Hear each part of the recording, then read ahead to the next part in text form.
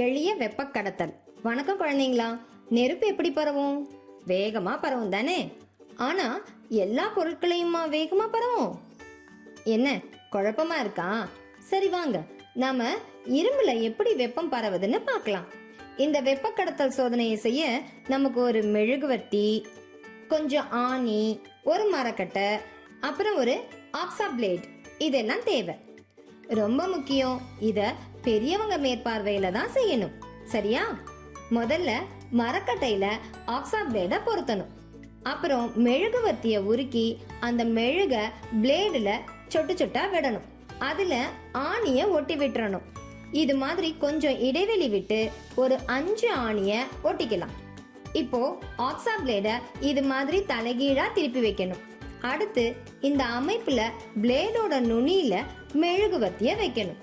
இப்ப பாத்தீங்கன்னா இந்த பிளேடுல வெப்பம் ஏறி அது கொஞ்சம் கொஞ்சமா பரவும்.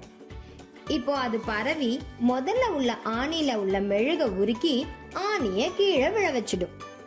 அடுத்து 2வது ஆணி. இப்போ அடுத்த ஆணிக்கு வெப்பம் போக கொஞ்ச நேரம் ஆகும். இதோ 3வது ஆணியும் கீழே விழுந்துடுச்சு. அடுத்து 4வது, அடுத்து 5வது. இந்த மாதிரி 5வது ஆணி கீழே விழ நிறைய நேரம், 15 நிமிஷம் கூட எடுத்துக்கும். அதுவும் விழுந்துருச்சு. நீங்க இது மாதிரி வேற உலோகங்களை பயன்படுத்தியும் இந்த சோதனையை செஞ்சு பார்க்கலாம். பாருங்க, இந்த தம்பி இந்த சோதனையை எவ்வளவு ஆர்வமா செய்யறான்னு. ஓ, நீங்க சோதனையை முன்னாடியே செய்ய ஆரம்பிச்சிட்டீங்களா? ரொம்ப நல்லது. இது ஒரு வெப்ப கடத்தல் நிகழ்வாகும்.